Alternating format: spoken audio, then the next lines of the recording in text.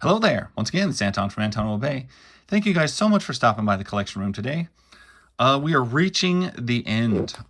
This is issue 97 through 100 of Femforce, and that will be a 1 through 100 go through of the Femforce comics. I have a few issues post 100, but most of them have been done in videos as I collected them. So I don't know if I'm going to do any more. We'll see. But certainly I wanted to end and finish the 1 through 100 run, and that would be this today. Now, I must say, these are not my favorite cover eras. I don't like the thing on the side near as much as I like the banner. It was more of a new idea, a modern try, and I like the vintage style comic, the classic, put the title across the top. Also, the coloring on the covers was a little bit odd. They were very, very dense covers. Lots going on. I like a little bit less going on in the cover sometimes. Makes it a little easier to fully grasp everything that's happening. That said, I still like the covers. They're Gorby Heike covers. That looks like Vincent Price. So, I mean, there's a lot of good to that. There's a lot that I like. But I'd say they're not my favorite Femforce covers. I like a lot of the earlier stuff better. A little more simplified. We'll go. These are black and whites, and they would have hit, this would have been 1996. They would have come into about issue 100. Of course, you got the great facial expressions going on from Gorby. We got the claw back, the character with the face I hate the most, just because it's so awful. Oh, it's awful. But you have so much going on every single page. I noticed it seemed like in the earlier stuff, Bradford Gorby's work was a little rough, wasn't always my favorite, and I noticed like the more time he went with the book, it seems like the more time he spent on everything, and like the backgrounds got tons more detailed. And of course, I've always loved the facial expressions that he's put on stuff. Sometimes bordering on goofy, but it starts to really work with the book, and he tones it back just right. But the biggest thing I noticed was just the density of like work. Like there is so much pencil work involved with this, so much background. They got really, really detailed. And when you're dealing with black and whites, that can be a little hard to track with the eye, because you got to like really take a look to see everything that you're seeing. But I do love it. I also love this guy's big square head and eyebrows. And I love this line, those eyebrows. Because I think I've heard this exact same line from Furikuri. I think it was Furikuri. Anyway, this is a weird old anime that I very much appreciated watching. Anyway, I like the art in this very much. I like the density. The way he throws panels together has been pretty good. I like our letterer because, I don't know, Femforce jumps around on who their letterer is sometimes, and I prefer this more easygoing style than some of the, it looks almost digital styled lettering. But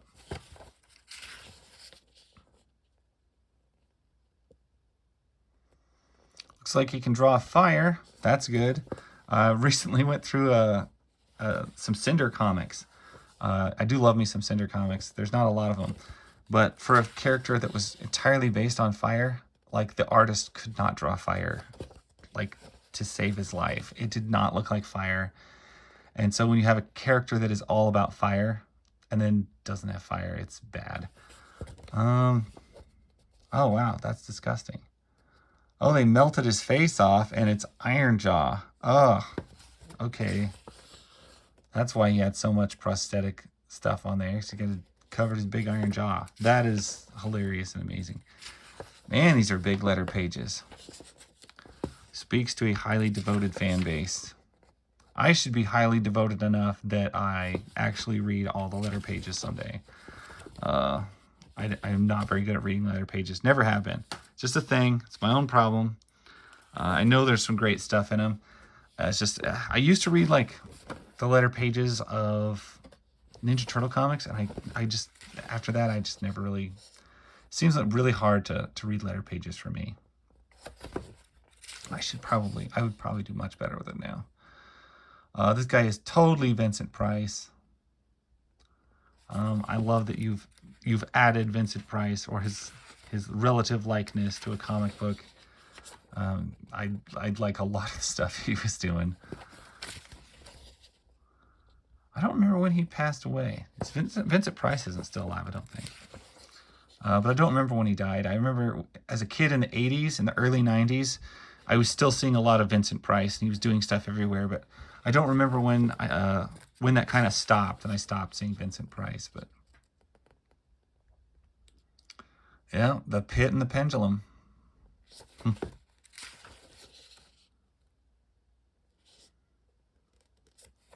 Premature Burial. Huh. The Raven.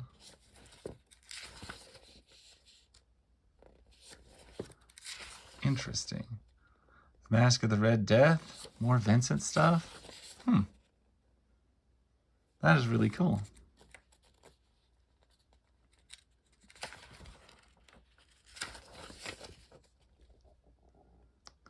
The end. Convention reports. Back when conventions actually mattered.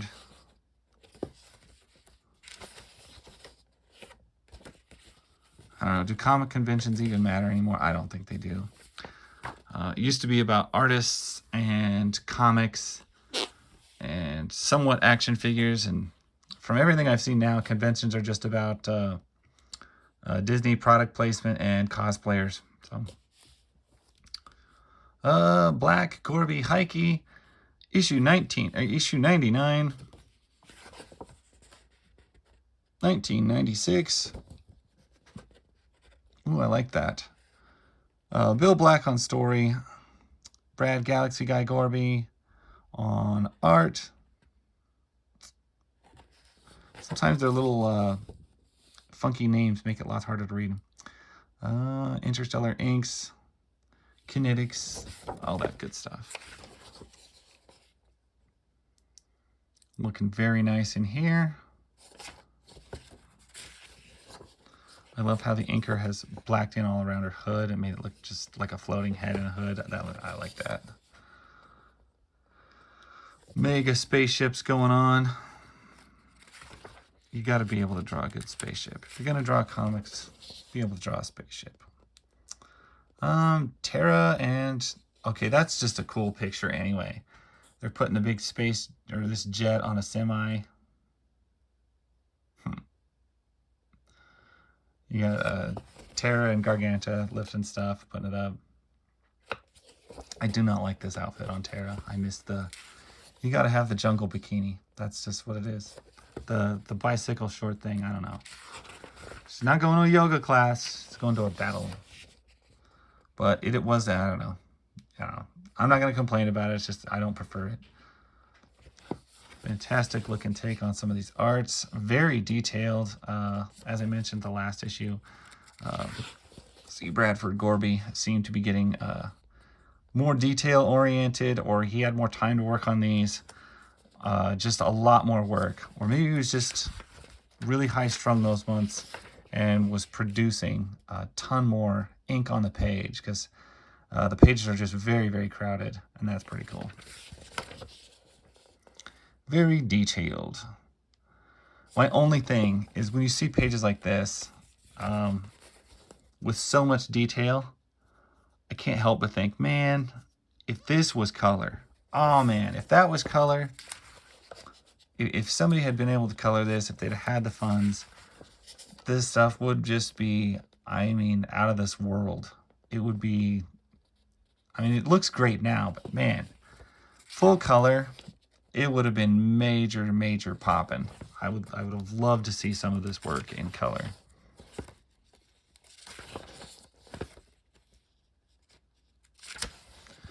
Seems like we don't get as many reprint old stories in the back as we used to, which is a little bit sad. That was something AC did most of the time on the earlier books that I really appreciated. I see it sometimes now, but not near as often in their modern stuff. And this looked like a time period where that wasn't something they were doing. And we are up to, this is issue 100. I don't know. I feel like there could be a little more fanfare, you know, in all the titles to your full issue 100. But it looks good. The art looks good. Looks like we're going full circle. Milestone issue 100. Let us know. Let us know what's going on. It's just a shame that we can't see it in color. Oh, this would be amazing in color. I don't hate those boots though. Nice boots with a T on the end. Boots. And that's her cami white outfit from Street Fighter.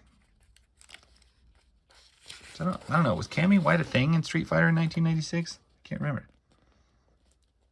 I love that. That looks fantastic. It's just really good work.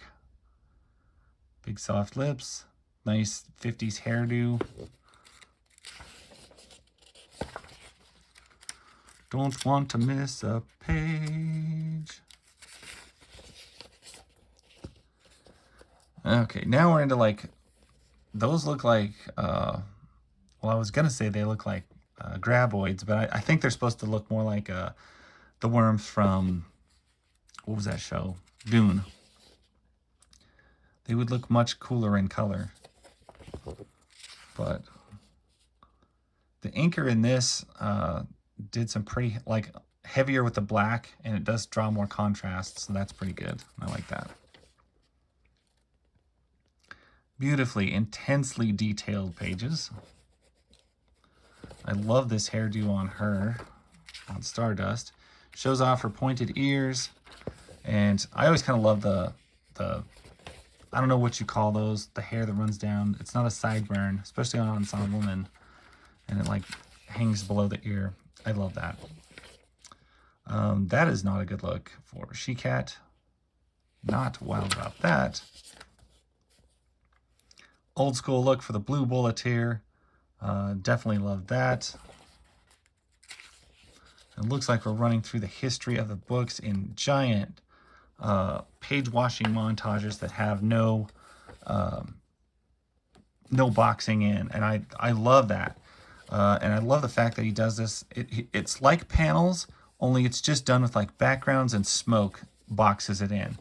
I love it when they do that. And Gorby does this very well. He does it in a lot of them where you don't need to like frame off the panel. Just make something there that like makes a distinction and kind of blurs it over. It makes the kind of a comic book page that you could print out poster size and stick on a wall, and it would look amazing. You know what I mean?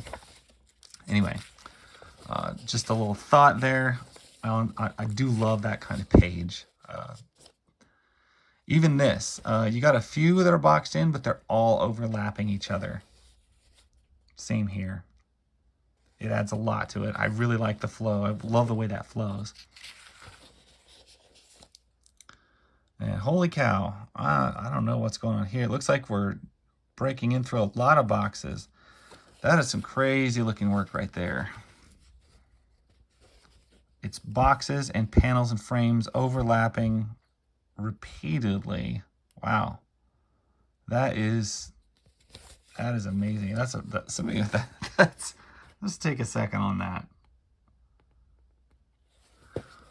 If that's not a way to draw something being fraculated through time and space, I don't know.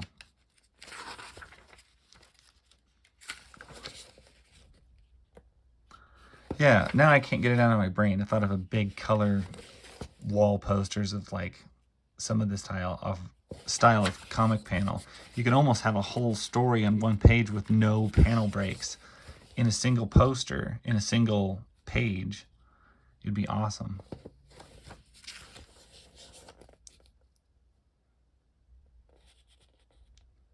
Return to the Black Shroud. Continued when Femforce relaunches in the spring, launches the series for 1997. Whatever you read in March, don't fail to get Femforce, the Yesterday Syndrome, which I have. I have the Femforce Yesterday Syndrome. I have covered it before. It would be, I had a video that was Femforce issues 101 through 103, something like that. I have that. And I've already done a video on it. I think it's called Inching Past 100. But that is it for Femforce 1 through 100. That is a long run. The book is still going. I still encourage everybody if you've never messed with it or never looked it up, go find some issues. The art in it is great. The vibe throughout the whole series is just really cool. It's got a very vintage feel. It's got a very vintage cheesecake feel. And it doesn't really care what the rest of the comic industry is doing. It seems to want to just maintain its course and do the thing that it's always been doing. And I love that about the book. I've always loved that about the book. But that is it. That is issue 100. If you want to see any of the other videos, there's a big playlist. It'll be like every issue 1 through 100 covered page by page. So if you want to check that out, go ahead. If you want, give me a like, subscribe. You can do those things if you feel like it. And I greatly appreciate you guys watching. I will catch you later. Bye.